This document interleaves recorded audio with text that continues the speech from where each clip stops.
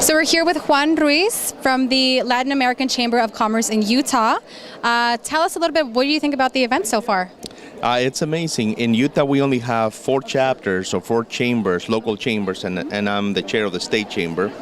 And so it's difficult for us with such a small representation to be able to put an event like this. Mm-hmm. So we come to your convention not just to interact and network with you guys, but also to learn from your activities and share best practices with you guys. So it's great. I love your community. And where do you see really Latin American or Hispanic-owned businesses? How are you seeing them evolve, and where are they going? What can we expect? Well, right now, not just the one segment of the population in the United States that is growing the fastest is Latinas starting businesses. That is huge. And right now in the United States, out of every 2 businesses, one of them is started by a woman. So 1 out of 2 is by a woman? Is by a woman. So it's huge. Right now, I think that minorities and women specifically are going to be the driving force behind the economy of the United States. The economy is not based on the large corporations. It's the small business, the blood and the sweat of the United States economy.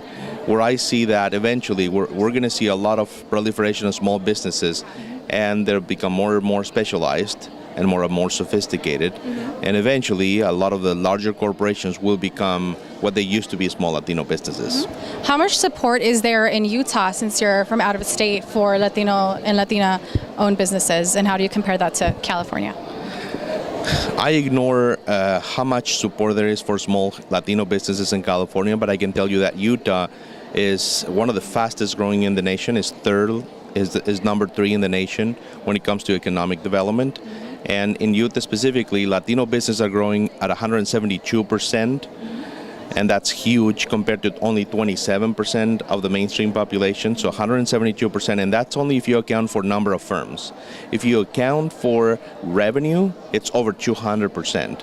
So the advantage of that is obviously strengthening the population's economic power, and but it also extends that footprint as we create wealth, tax revenue, and jobs. I was recently in Utah. I was in Park City for Sundance Film Festival.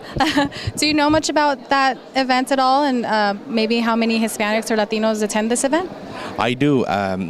As you probably already know, that in the film industry, Latinos are doing great strides. We have directors, we have actors, actresses, we have now many awards that are being won by Latinos, specifically Mexicans.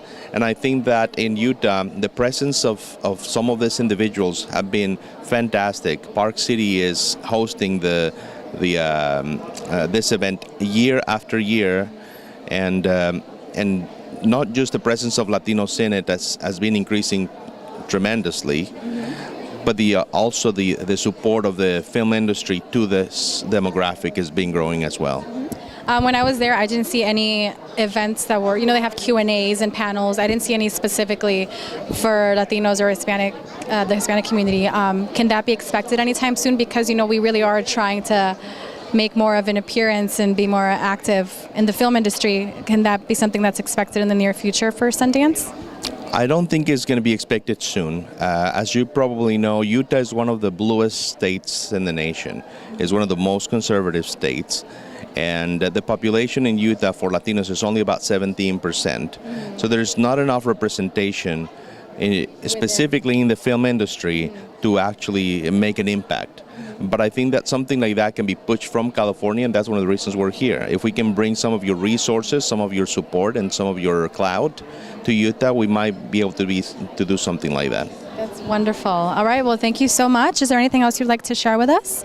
No, I think you guys are doing a great job. California has been spearheading a lot of movements, and recently we launched all of the Latino Chambers of Commerce. We created a coalition, which is the National Association of State Latino Chambers of Commerce, and the launch of this organization was started in Las Vegas, and it's housed here in California in Sacramento. So it's a great announcement that we made today during this convention, and I think that the advancement of our community, the business community, the Latino business community is making big strides throughout the nation. Yes. We do love our California and all the diversity. Thank you so much, Juan, for being with us and giving us all this information. And we hope you enjoy the rest of the convention. Thank you, Maribel.